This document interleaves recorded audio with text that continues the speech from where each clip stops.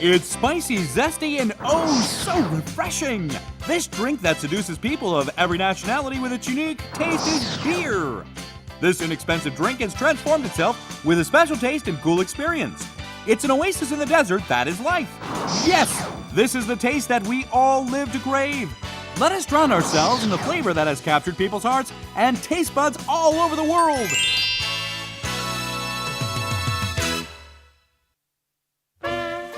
Let us go in search of the great taste of beer. The first place that we'll decide to visit is a traditional stronghold of beer, the Czech Republic. The Czech Republic has maintained the charm of the Middle Ages, and there are many sights on the streets that are unique only to this place. There is a unique and exotic sight that shouldn't be missed in the city. This is another charm of the Czech Republic, the band that plays the Gussy Square.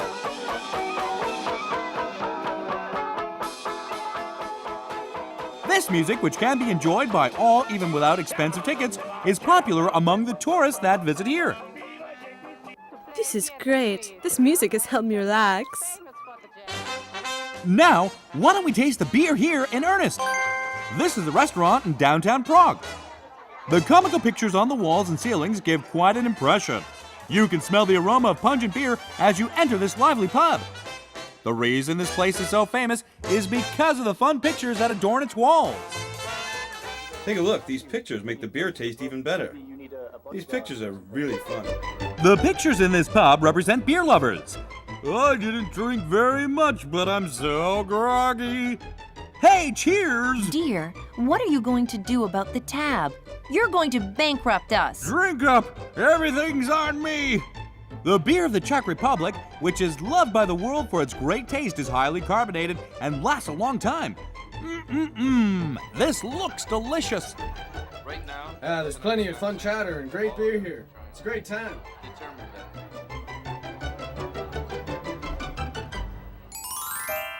If you're feeling good from the carefree chatter and great tasting beer, it's time to taste the true taste of Czech beer. After a busy day is over, people come to this place to quench their thirst. The atmosphere has become even livelier by now.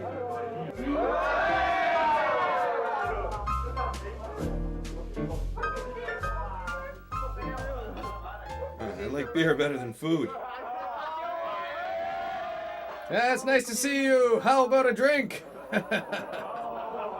As the atmosphere gets livelier, there's one thing that you can't leave out, and that's the music.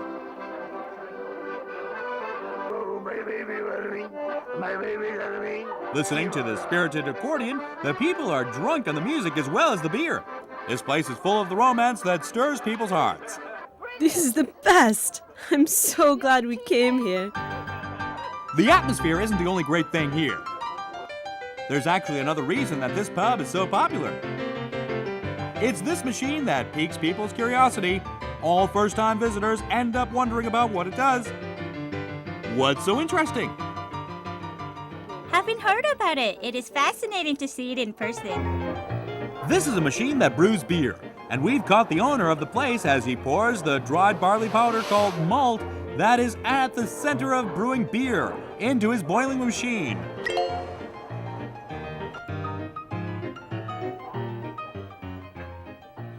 Oh, these are the hops we use to brew beer. Czech hop has been well known for a long time for its high quality. The hop adds flavor and aroma to the beer and helps prevent the spread of bacteria and staleness. After the malt and hop are boiled together, they are slowly cooled in the fermentation chamber. Then yeast is added and the mixture is fermented for 1 week. This finally produces fresh, bubbly beer. The beer is then stored in an underground storage room for 45 days before being served to the customers. How is the taste of this pub that provides itself on 30 years of tradition? Very fresh. They couldn't live without their beer. That may be the reason that the Czech people have ousted Germans as the nation with the most per-person consumption of beer. It has a lively taste and aroma. Delicious. Belgium is a country located in the heart of Northern Europe. When we think of Belgium, there is something that can't be left out. That is the beer you see the people enjoying everywhere on the streets.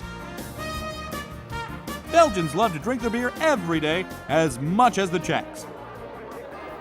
if you love beer, you'll know that Belgian beer is one of the finest in the world. So, what is the reason that Belgian beer is so famous? The first reason is that Belgium boasts the most diverse number of beers in the world. The second reason is that it is here in Belgium that sweet, fruit-flavored beer was developed. Belgian beer flavored with various different fruit juices has become an essential seasoning of the cuisine here. Of those, one of the most famous recipes is made by adding cherry beer to young lettuce called chichon and letting the mixture condense. Then the sauce is spread over rare meat to finish the scrumptious dish. The tender, succulent meat and the crisp lettuce create a delicate harmony of flavors. Now, why don't we try an extra dish made from the beer of this place? First, pungent onions are fried with oil.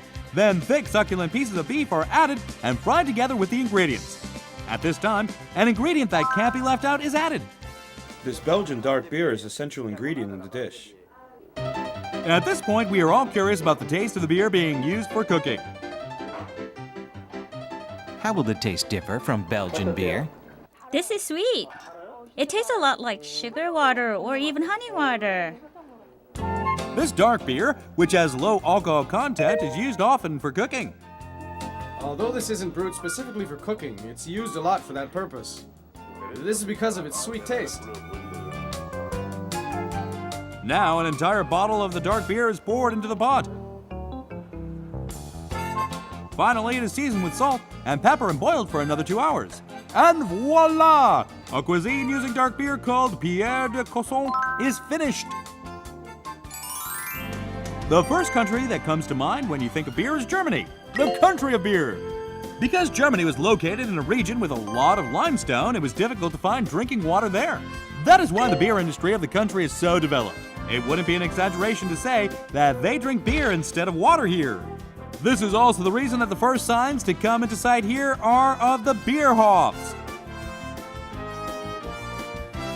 At this time, we spot men dressed in an unusual manner walking towards some place.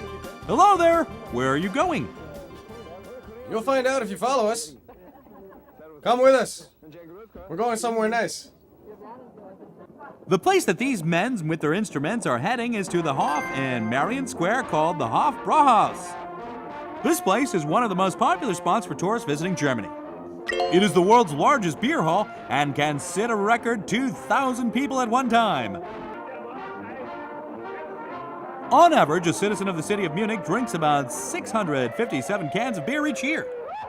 Along with beer production and consumption, Germany is also close to the top of the world in the number of workers it has working in the beer industry. So then, what is the secret to German beer that is loved by so many people here? It's very smooth going down your throat. Now, why don't we take a look at the most popular beer of this place? This is the brewer that produces all of the delicious beer for Hofbrauhaus. Started in 1589, the Hofbrauhaus was originally the brewery that brewed beer exclusively for the Bayern dynasty. And today it produces a whopping 100,000 liters of beer daily. What we're doing here is making gas. We use carbon dioxide. The beer here is fermented for about 5 weeks to produce its delicious taste. Now, why don't give it a taste? He takes a whiff of the fresh beer straight out of the tap and then takes in a big long gulp of the delicious draft. Its unique aroma and sweet, gentle taste is the special feature of this beer. For great tasting beer, temperature, aroma, and freshness are very important. But there is something even more important. That is the foam, which is the true essence of beer.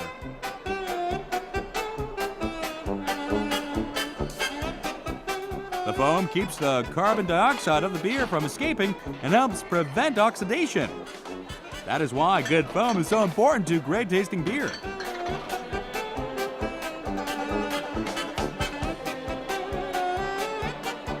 Another sight that captures people's interest here is the show of carrying 15 beers at once. Each beer weighs 100 kilograms, and the servers here carry 15 kilograms of beer without even breaking into a sweat. This place gives pleasure to the eyes and pleasure to the taste buds. The taste of beer, which can be enjoyed by your eyes, mouth, throat, and entire body, keeps this place full at all times. This is so good. I feel fantastic. Along with its zesty aroma and refreshing taste, a great way to heighten the flavor of beer is to eat it with the proper appetizer. The most popular appetizer that this place offers is the grill Hoxen. This cuisine is perfect with beer. The appetizer is so popular here that 100 pigs a week are used to cook it. There must be an extra special way to make this popular appetizer. A thick piece of pork is injected with salt water and marinated with herbs, garlic, and broth. Then it is kept for a week while the seasonings and broth flavor the meat. Afterwards, it is cooked in an oven.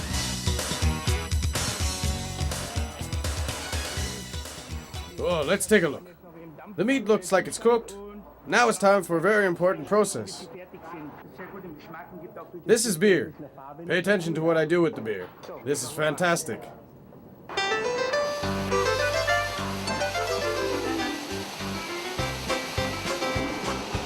The secret to this cuisine lies in the beer. The beer makes the skin even crispier and removes the smell of the pork. Also, it serves to tenderize the meat. The grill Hoxen and beer is a match made in heaven. If you put a morsel of the succulent meat into your mouth, how does it taste? Oh, the meat is so tender. Oh, you have to try this meat. The appetizer is almost as delicious as the beer. Mmm. It melts in your mouth. Beer is a drink for the entire world that everyone can enjoy and love. Even now, people are asking, would you like to have a cold one?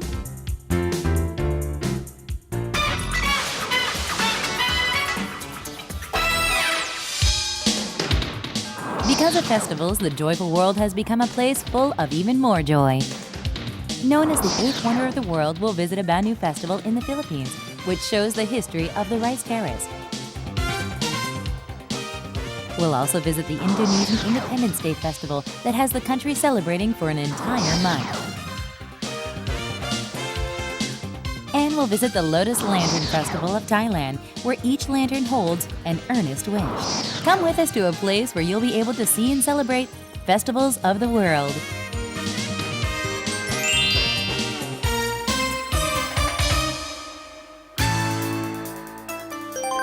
The Philippines. If you travel for 12 hours by car from the capital Manila, you'll arrive at a town called Banao in the province of Ifugao. This is where the festival takes place. You can see signs from the entrance of the town that tells visitors about the festival. The local residents who've decided to participate in the festivities have already gotten ready and are waiting for the signal to begin. Young and old alike are dressed in traditional costumes. Each procession, which is headed by a large sign, waits for its turn to appear on stage. So what kind of festival is this? This is the Banaue Rice Festival, the greatest festival in this region. Everyone examines the instruments that they've been practicing day and night until they are sure they are 200% ready. Oh, come on. Do it in front of the camera. No, it's embarrassing. Come on. Not by myself. The child seems to be a little camera shy.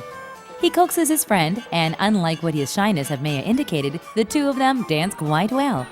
As the festival nears opening, each group tensely waits their turn. Step with your right foot first. Your right foot. Keep in rhythm. Smarten up. Because of the tension, not everything seems to be going according to plan. Oh, I'm so tense. Finally, the festival begins as the flag enters following a procession of traditional instruments and sacrificial pig.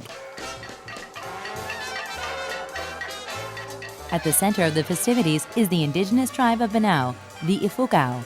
Proving their reputation as descendants of a mountain tribe, they are quite dynamic. But oh my, isn't this a little too much? Isn't this hat nice? This is a real monkey skull. Why are you so surprised?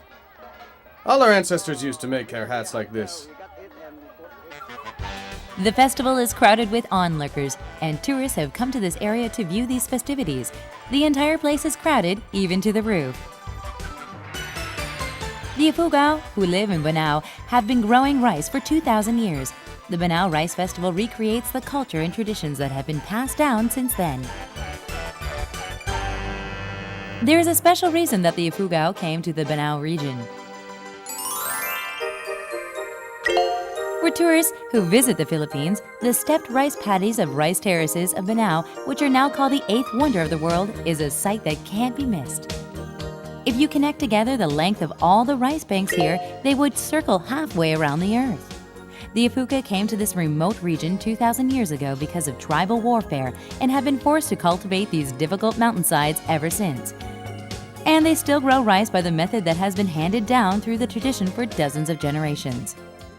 All we do is farm rice with the rain and soil that God has given us, just as our ancestors have done. The climax of the festival takes place when the pig is sacrificed to their god. The people of Banao don't just think of rice as sustenance. Because they believe that the god of rice protects them, during the festival they sacrifice the blood of pigs and newly made rice wine to their god.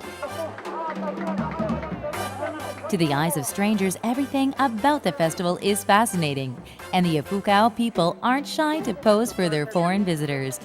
A tribesman who said he participated in the festivities without his wife's knowing it is busily checking his cellular phone. Also, we can see someone carrying a carefully wrapped cistern. So what is it? It's wine made from rice.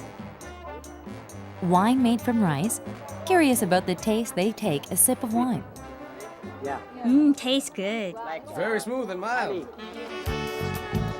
Wine made from rice? Curious about the taste, they take a sip of the wine.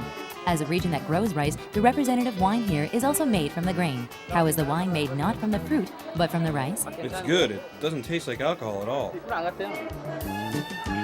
Maybe it's because of the wine's mild taste. There is an old man who seems to be already drunk, drawing the tourists' attention.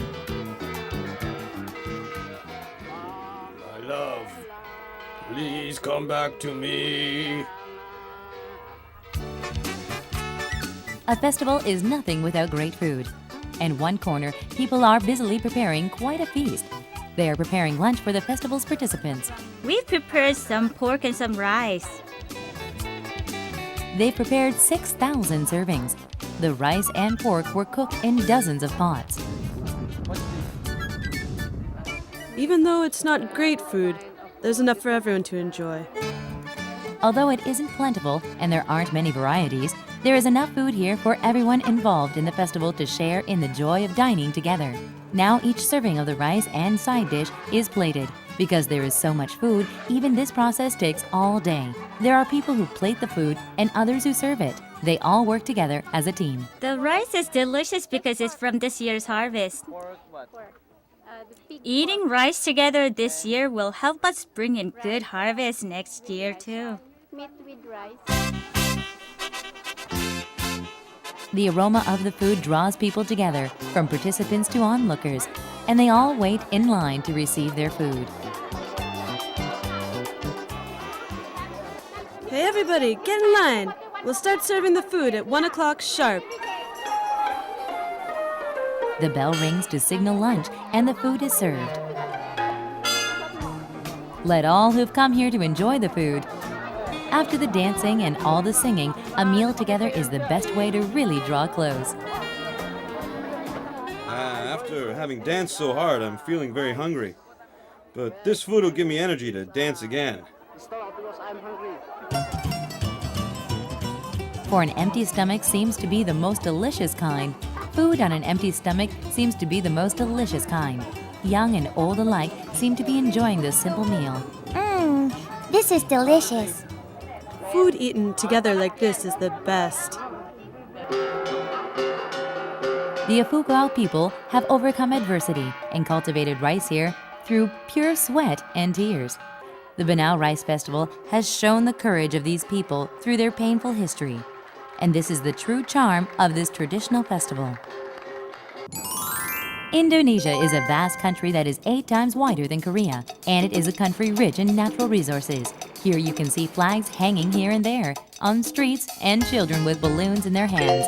This is Indonesia's greatest festival, the Independence Day Festival. Around the national holiday, for about a month, many parades and festivities are held throughout Indonesia. The Indonesian Independence Day, which celebrates independence from 300 years of Dutch colonial rule, is quite a joyful event. Since it's Independence Day, We decided to have our date at the Independence Center.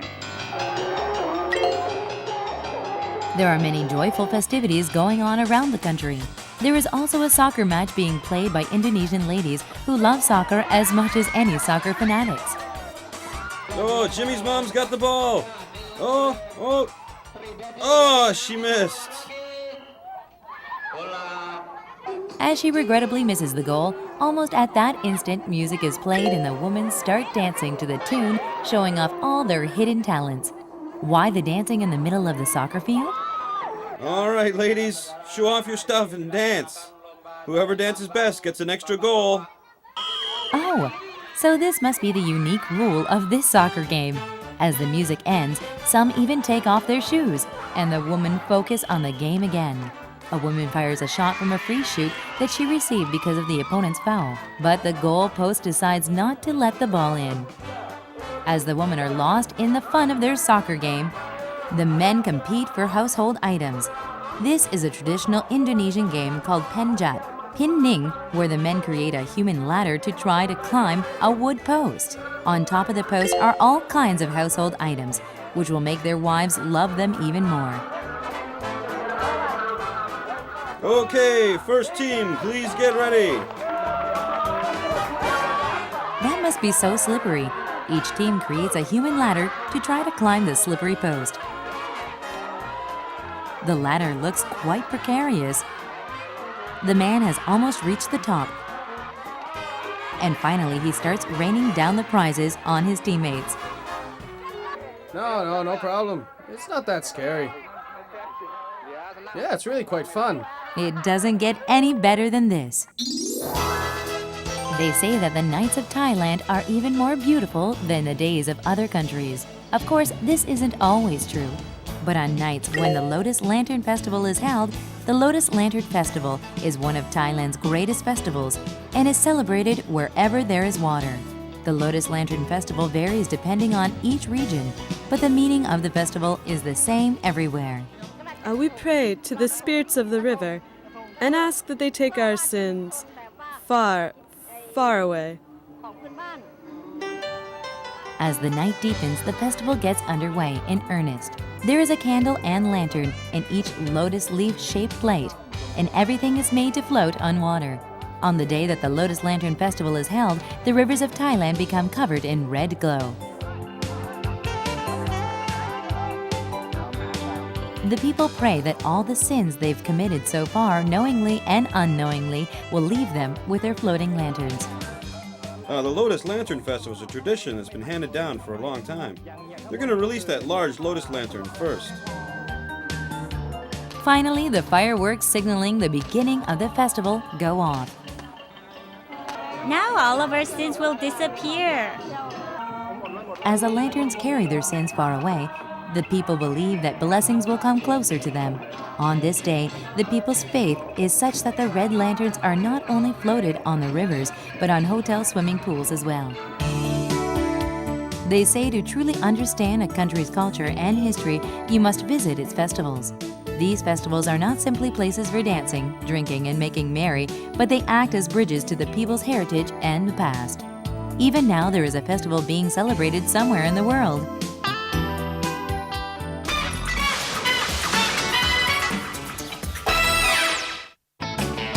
The world is wide and there are many things to do in it. In the country of China, with its population of 1.3 billion people, there are many unusual jobs. From restroom boys who give people visiting restrooms a helping hand, to people who give rides to hikers who've run out of strength. We'll show you unusual ways to make a buck in China.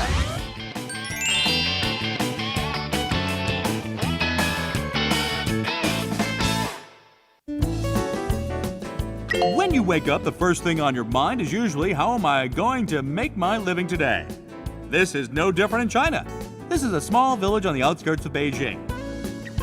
This place, where you can find many energetic people, is an independent living area. Deep into the afternoon, there is a young man in the living area who seems to be getting ready to go out at a time when everybody else is working hard at his or her jobs. In his bag are items that are used for beautifying. Where are you going? Let me guess. Are you going for a bath? Or to the barber shop? After he puts in quite a few items, now he puts in, what's that? A tray? With his thoroughly packed bag and clean attire, he must be going to work.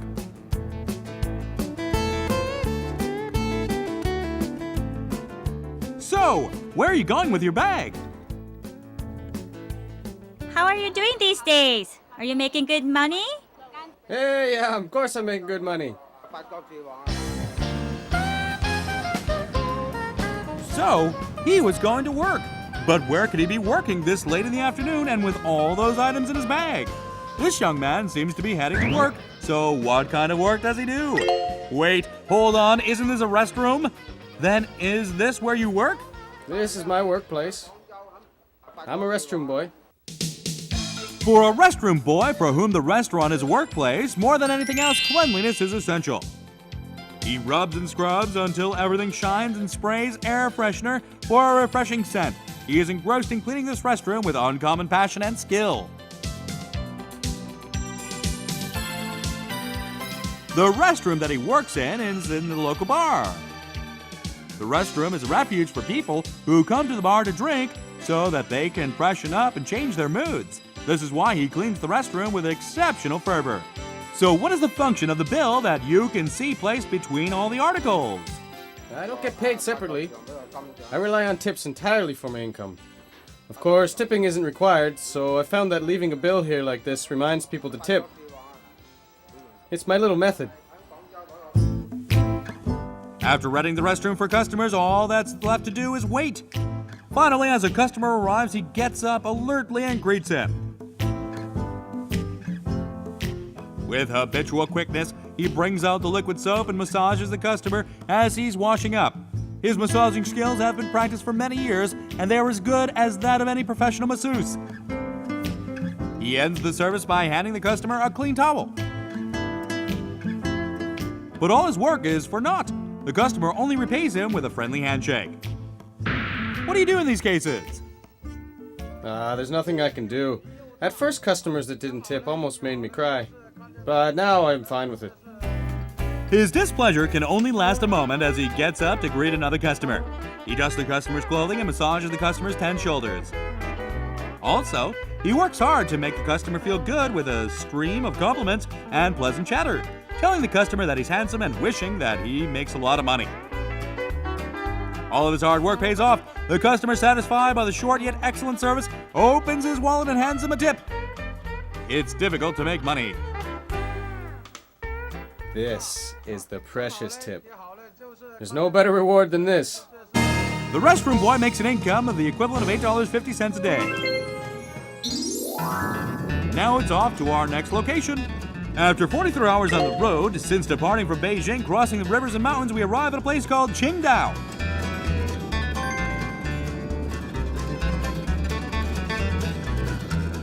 It takes another 4 hours from there to arrive at the place with a stately sign reading Tianjingmin Shan.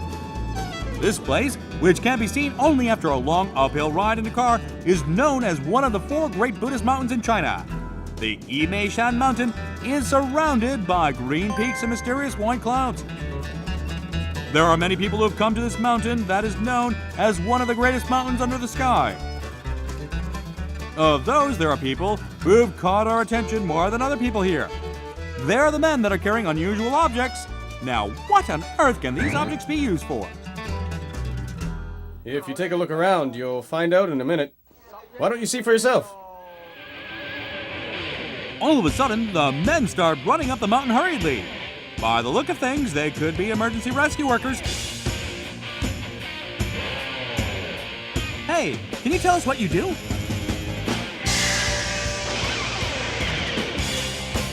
Oh, so these men are carriers who carry hikers here.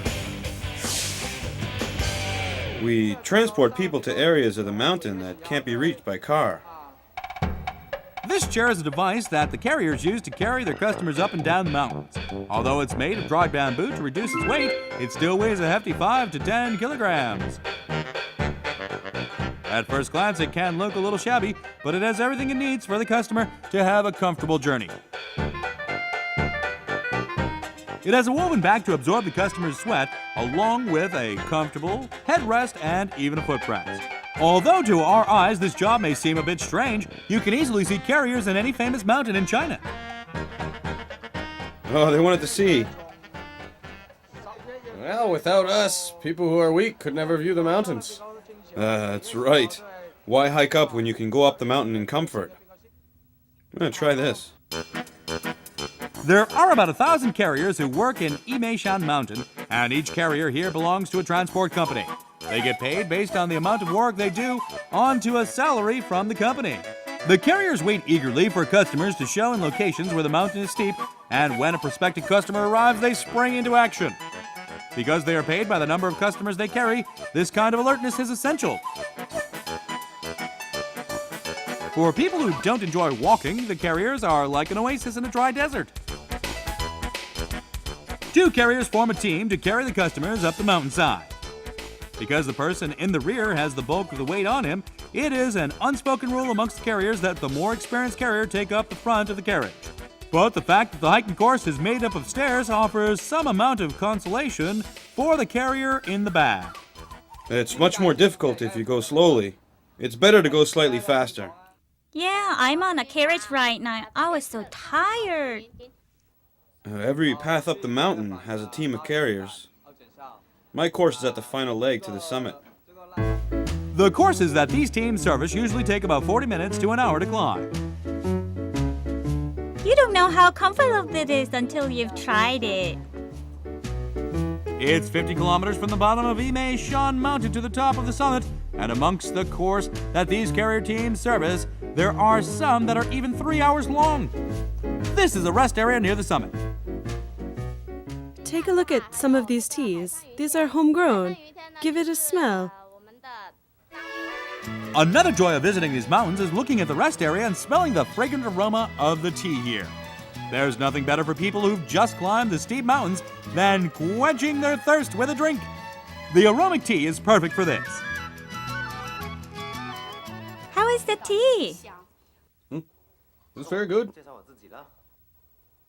A glass of this tea makes your fatigue go away. The healthy green tea and natural tea leaves seem to keep the visitors from going any further. I give free tea to the carriers. It's better if they tell people about the tea. Without any special advertising, the business here thrives because of the recommendations of the carriers. This is the final leg of our course.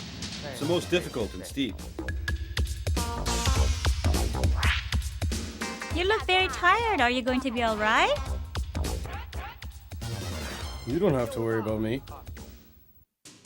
It's something I do every day. The producer who's been watching this so far takes up the carriage out of persuasion and his own curiosity. He is surprised by its heaviness and puts it down within 5 minutes. This isn't a job suited for everyone. This also makes us curious about the health of these workers who have had to carry such enormous loads for so long. At the request of our staff, a carrier shows us his feet. They're in much better shape than we expected. And also his shoulders are free from any calluses. What's your secret? Oh, it's nothing special. It's from staying at this job for so long. At first my shoulders used to blister and bleed, but then they turned nice and soft. Of course my body is tired, but I'm not sick. I've become healthier working this job. From here on is the course that the carriers hate most. This is because they're not allowed to carry people any further. Oh, there's still many courses up there that we're not allowed to service. This is the Jishi Yunchi temple located near the summit of Yimeishan Mountain. This is a temple that is famous for adding to the pleasure of viewing the beautiful mountain scenery. Why can't carriers work here? Don't ask me.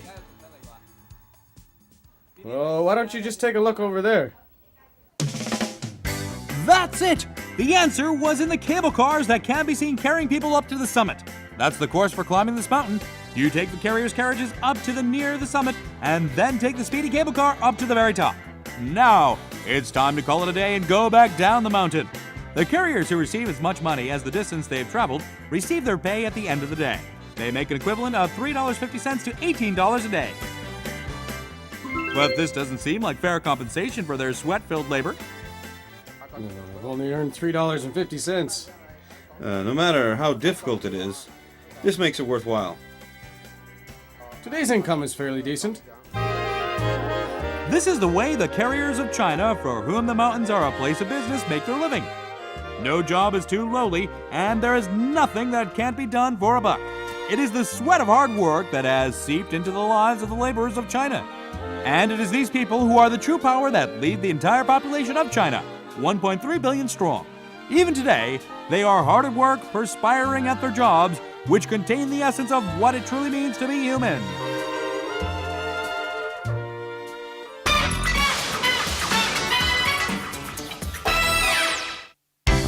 We'll show you the Aish, which is fermented bread that has been feeding thousands of generations of hungry Egyptians.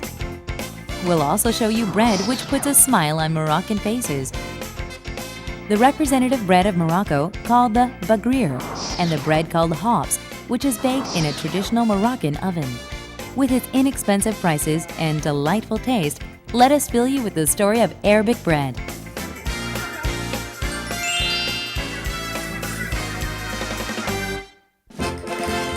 The first country you think of when you think of pyramids is Egypt. The eternal staple for the 60 million people who live in this bustling country is bread, with many different tastes and shapes. By looking at all the many varieties here, you can tell how much Egyptians love their bread. That's not surprising considering Egyptians first fermented bread here 3,000 years ago. If you were to pick the most popular of all of the beloved varieties of bread, it would be the hot, plump, traditional bread known as the Aish. This is the scene that tourists visiting Egypt will encounter most often. They will see people roaming the streets carrying piles of Aish on their heads. Wow, that's quite a lot of bread. Isn't it heavy? Of course it's heavy. So how do Egyptians eat Aish? The Aish is baked in a traditional oven. Aish is best eaten with your hands, hot out of the oven. People who've eaten Aish say that it tastes a little like burnt rice. Because the Aish is empty inside, it's often called empty bread. And because it rips so easily, it's also called cloth bread. The most common way to eat Aish is to rip pieces from the bread and eat it dipped in your favorite sauce, or to open the side of the Aish and eat it with various savory meats and vegetables inside. Egypt without Aish? It would be a desert without an oasis. Now why don't we find out how Aish is made? Ah, what a great sense of hygiene. She is neatly arranging her hair before she starts. After sprinkling flour through a strainer into some salt water, a yellow powder is added. The name of this powder is tamira. The tamira makes the bread rise much like yeast. You have to add this. You can't make the bread without it.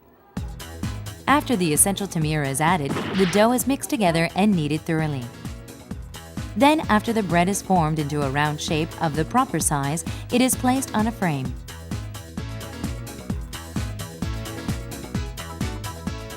But now the bread looks small, but they'll become large once they're cooked.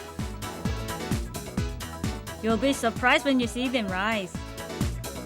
Now the only thing left to do is bake the bread in the oven. When you put the bread into the traditional oven, Take a look. Doesn't it rise quickly? the bread that was as flat as pancakes rose to become large and puffy. Here is the hot brown bread that the Egyptian people love so much. This is quite well baked. Because Aish is only seasoned with a little salt, it doesn't get tiring to eat. This is a bread factory that has been running for the past 30 years. The moment you enter, you can smell the delicious aroma of the bread. Our order's very backed up. I can tell the exact amount just by looking. I've been at this for more than 10 years, you know. Although he may seem to carelessly throw the pieces of dough, they are precisely measured as if scales have weighed them. The factory produces thousands of pieces of Aish every day by hand.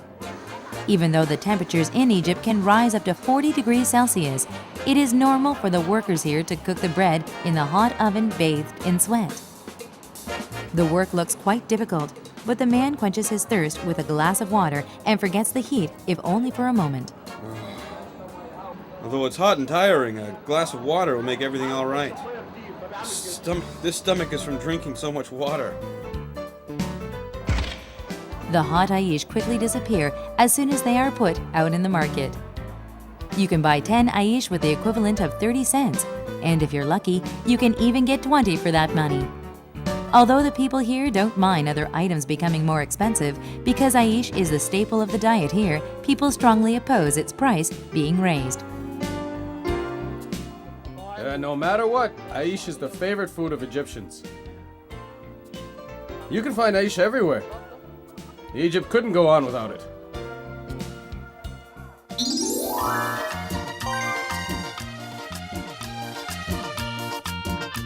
Now why don't we take a look at bread made in an Egyptian household. In Central Egypt, we make aish different from everywhere else. We've decided to watch this woman making bread. Aish is made differently in each region, and the aish of the central region is different beginning with the dough. The dough is fermented for a day, and then water is added to it. Then flour is added, and the dough is kneaded again.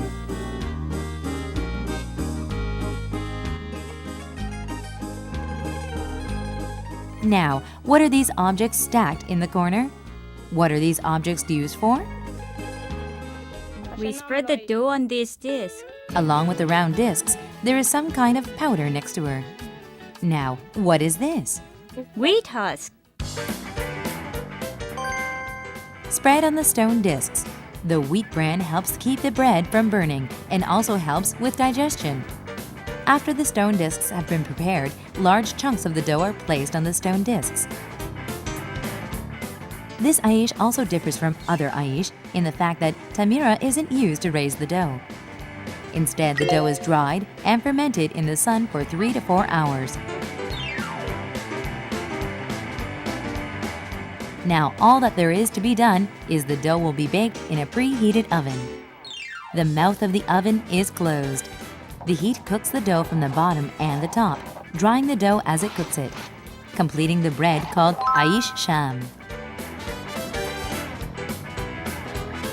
Unlike other aish that are empty inside, this aish sham is full and is eaten cut into pieces along with various side dishes. The breakfast here is prepared with some aish sham and vegetables. And although it may not be abundant, there is abundance in the hearts of the people enjoying the meal that comes from dining with loved ones. In this way, aish has been a part of the Egyptian table for thousands of years. Oh, delicious. Morocco is located in the northwestern end of the African continent, and like Egypt, it is also a country that follows Arabic traditions. Because the country had been colonized by various different European powers, it has a rich and diverse culture with many things to see. So what kind of bread do Moroccans eat? This is downtown Rabat, the capital of Morocco. If you wander the streets here looking for sights to see, you'll stumble upon bread with a delicious aroma. Of all the bread that draws the attention of the hungry traveler, there is one that is especially popular amongst the locals here with holes in it, like a slice of Swiss cheese called bagrir. The woman who has been making bagrir for 30 years shows us how it's done. The dough is made without any ingredients except for flour and salt. Then a preheated stone pan is cleaned and the dough is placed thinly on the pan like a pancake. After being cooked for 3 hours, holes begin appearing in the bread that makes it look like Swiss cheese. This is the way that bagrir, the most popular bread in Morocco, is made. And the bagrir, eaten dipped in honey, is a delicacy to end all delicacies. Great. If you travel for 20 minutes by car from the Moroccan capital of Rabat, you'll discover this cozy little town. Here, you can see many people carrying around wooden boards. We followed them to find that the boards are deposited with a man in a natural manner, as if this is a familiar everyday occurrence in this town. So what can be on all of those boards?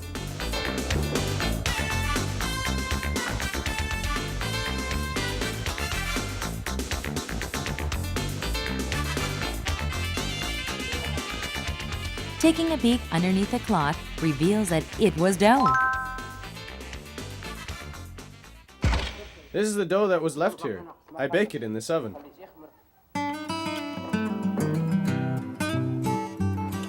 The place which has dough from the neighborhood turns out to be the public oven, which the entire neighborhood uses.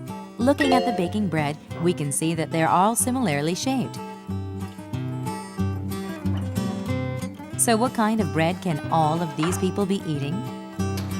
It's none other than the traditional Moroccan bread called hops.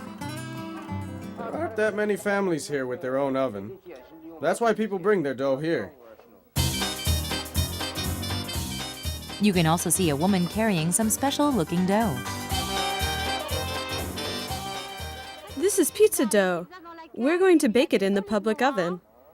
That way it tastes much better than when you cook it at home. After leaving their dough here, the people disperse to look after their own affairs. And the dough keeps on cooking into the delicious-looking color of bread during this time. But look at all this bread. How do you know who the owners are? I've been at this for so long, it's really easy to tell. The fee for using the public oven is the equivalent to a mere 10 cents. But the real joy of coming to the public oven is to gather with neighbors to hear the latest neighborhood news. The public oven serves as a place where the entire neighborhood can relax and enjoy each other's company. Although the hops looks like a giant castella bread, by cutting it, you can tell that it is much thicker and heavier. And because the bread is made only with salt and flour, it doesn't have the sweetness of castella. This is well baked. Hops is good even by itself.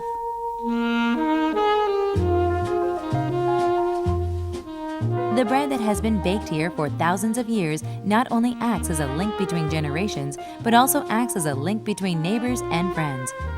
It is a thankful food that fills the hearts and stomachs of poor and rich alike.